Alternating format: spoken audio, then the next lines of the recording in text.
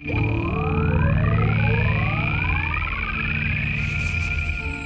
first time I became aware of Creepshow was when I saw a commercial for the sequel as a kid. Welcome to Creepshow 2. And this ad just really got under my skin. Keep in mind, back then the theater going experience was very different.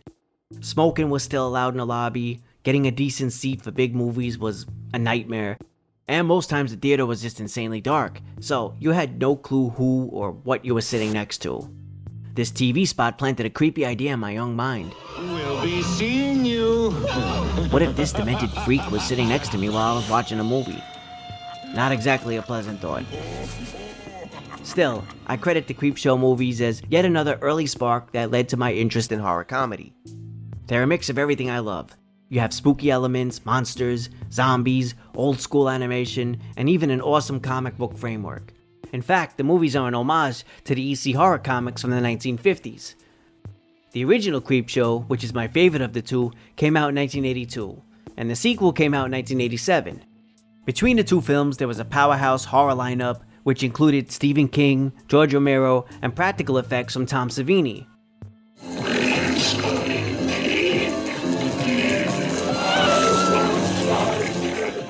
There's also a Creepshow 3 and a Shudder TV series, but I haven't seen either just yet, so for the purposes of this ranking, I'll just focus on the first two films. Okay kiddies, let's get to it.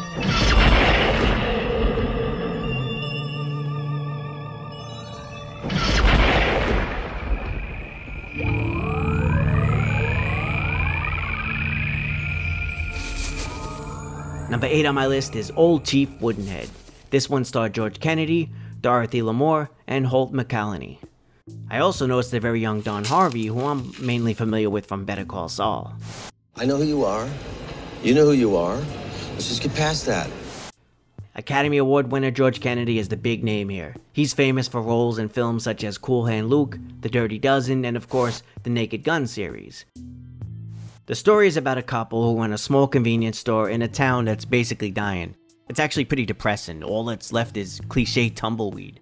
Keeping watch at the front of their shop is Old Chief Woodenhead, and it's clear he's a little more than just a statue.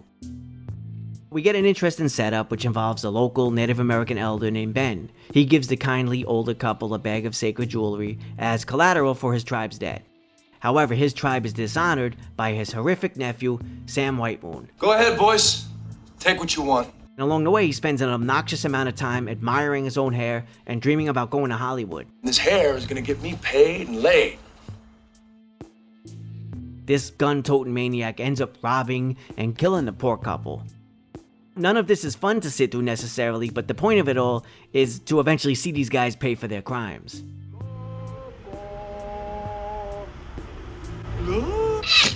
And it's very obvious early on, Old Chief Woodenhead is going to be the punisher of this story, springing to life and using his tomahawk to deliver some bloody justice. But the thing is, it takes a long time to get there. Maybe what this one needed was less downtime early on, and a bit more action from Old Chief Woodenhead.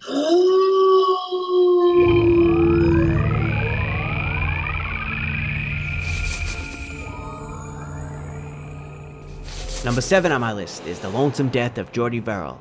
Holy old Jesus! This one stars Stephen King as Jordy, a goofy, backwoods type who stumbles across a meteor. Nowadays, some people can barely touch a doorknob, so it's interesting that Jordy does this. A lot of the Creepshow segments have a horror comedy vibe. This one leans in very heavily on the silly side. I'm not sure how well it all lands, but we do get some memorable quotes. Meteor ship! This segment also features some childlike fantasy sequences that reflect Jordy's desires and his fears. These bits reminded me somewhat of Little Ralphie's daydreams from the film A Christmas Story. So, the bulk of this one is about Jordy basically becoming a plant. The guy and everything around him is taken over by this extraterrestrial infestation. I also found it very interesting that we're shown the infestation eventually spreads out of control, so it would seem Jordy dooms the entire planet. Oh, you done it now, Jordy Verrill! You monkhead!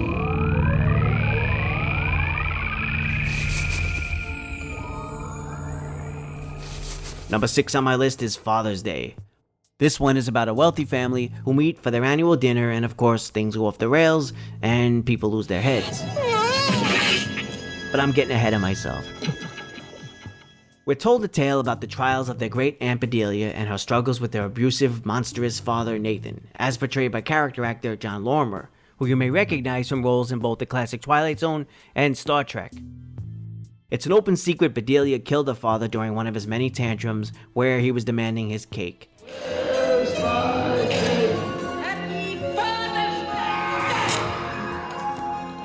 Bedelia visits the family cemetery, where she drunkenly reminisces about the hell he put her through. After spilling some whiskey on his grave, Nathan springs to life as a glorious, worm-infested zombie.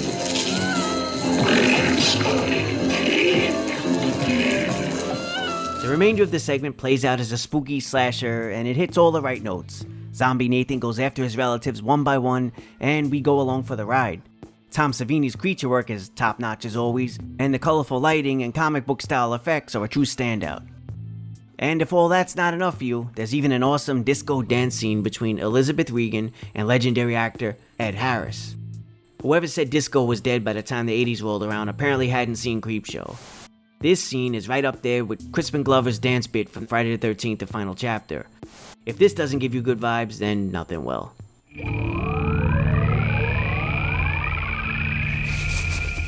Number 5 on my list is They're Creeping Up on You. As someone who absolutely despises cockroaches, I have to say, this segment is sickening to sit through. I've got this bug problem. Once you get bugs, you never get rid of them. This one stars E.G. Marshall as Upson Pratt, an over-the-top, cruel business mogul who also happens to be an extreme germaphobe. And the last thing an extreme germaphobe with a luxury penthouse would ever want to deal with is a severe cockroach infestation. But this simple story keeps Marshall on his toes. Best of all, it allows for him to chew the scenery with some vicious dialogue. Wife and I decided to take the kids to Disney World this year. I don't give a fuck if you decided to take the kids to Attica this year. Now I will rejoice when you're finally dead. Lots of people are going to rejoice when I'm dead. Who are you? Many of the Creepshow segments feature horrible people who eventually get what's coming to them. In this case, Mr. Pratt could very well be the worst of the bunch. He's a complete nightmare of a person, just begging for some comeuppance. When this intrusion of cockroaches comes for him, you can't help but root for the roaches.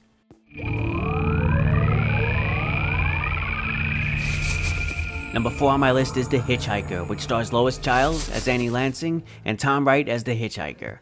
It's about a woman who's cheating on her husband, and when she realizes she only has a short amount of time before he gets home, she decides speeding home like a maniac is the best course of action.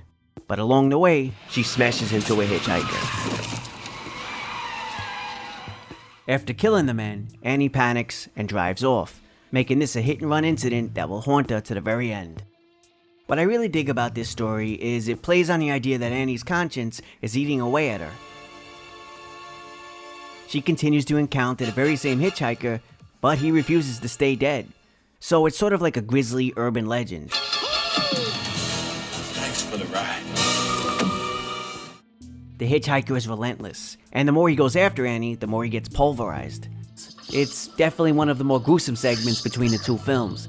And since Annie is guilty of this hit and run and refuses to turn herself in, it's impossible to root for her in this insane scenario. Lois Chiles turns in a great performance. She has a running monologue throughout that takes us to her thought process. She goes back and forth justifying her actions, trying to explain away the hitchhiker, and of course losing her mind. The Hitchhiker is paced perfectly, and it doesn't overstay its welcome.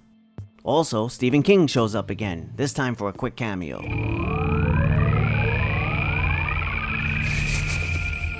Number 3 on my list is The Crate. This one features a great cast all around. Hal Holbrook, Adrienne Barbeau, and 2 veterans of the classic Twilight Zone, Fritz Weaver and Don Kiefer. By the way, I don't mean to keep bringing up Twilight Zone, but if you're a fan of this channel, you know what's to be expected. The most memorable characters here are Henry and Wilma Northup, a married couple who just despise each other. Where would you be without me to take care of you?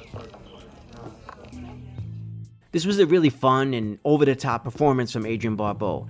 She hammers away at her husband throughout, and all he can do is fantasize about murdering her, which makes for pitch-perfect black comedy. The tale here is basically about a mysterious crate that's discovered by the janitor under a staircase at the zoology department. The crate is eventually cracked open, and we get the real star of the show, a wild, murderous beast who apparently has been hibernating in the crate for decades.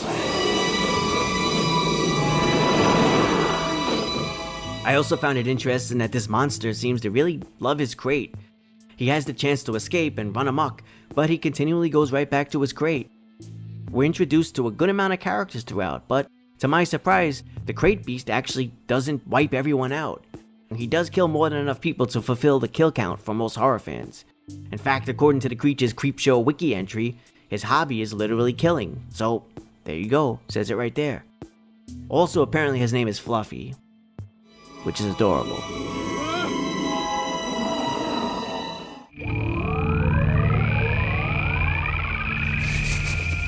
And now we come to number 2 on my list, Something to Tide You Over. One of the reasons this one is so high on my list is it features 2 actors I grew up watching, but they're in such a different world here. First, we have Leslie Nielsen, who I mainly know from the Airplane and Naked Gun movies, which were hilarious. This guy is a comedy legend. I can't help but smile the second I see him. But here, he's basically a monster. Nielsen plays Richard Vickers, a wealthy, cold-blooded, vengeful husband who gets even with his wife and her lover in an insanely elaborate and bizarre manner. The other major player is Ted Danson as Harry Wentworth. I'm mostly familiar with him as Sam Malone from Cheers and later Curb Your Enthusiasm. Here, Ted Danson plays someone dealt a very bad hand. He's forced to bury himself up to his neck at the beach so he can slowly drown. And in an even more cruel twist, he has to watch a video of his lover, Becky, as played by Galen Ross, who suffered the same horrible fate.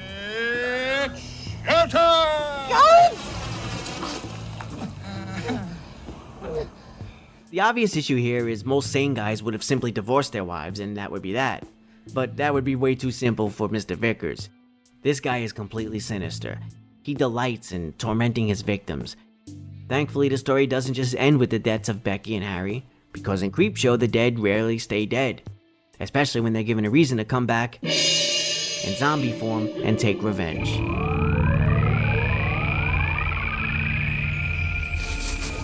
Number 1 on my list is The Raft. The main reason I love this segment is its simplicity.